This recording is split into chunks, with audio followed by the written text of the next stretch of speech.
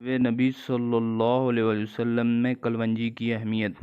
کلونجی کا پودا جھاڑیوں کی طرح آدھا میٹر اونچا ہوتا ہے جس میں نیلے رنگ کے پھول لگتے ہیں۔ یہ پودا اصل میں اٹلی اور ترکی میں پایا جاتا ہے۔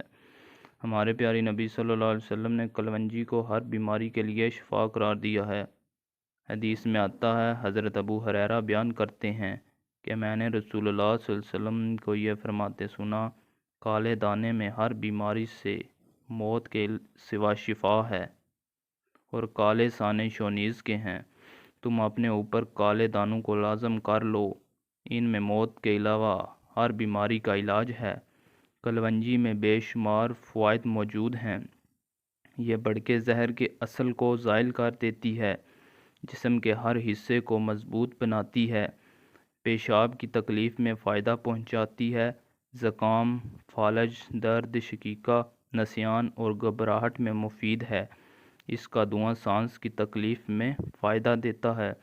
کلونجی پیٹ کے کیڑوں کو صاف کر دیتی ہے۔ کلونجی کو پیس کر سرمے میں ملا کر کھایا جائے تو پیٹ کے کیڑے ختم ہو جاتے ہیں۔ اس کو گرم کر کے سونگھنا زکام میں مفید ہے۔ اگر کلونجی کا تیل نکال کر گنج پن کے شکار مریض کے سر پر استعمال کیا جائے تو بال اگ آتے ہیں۔ اس کا نصف چمچہ پی کر پانی کے ساتھ پینے سے فائدہ ہوتا ہے۔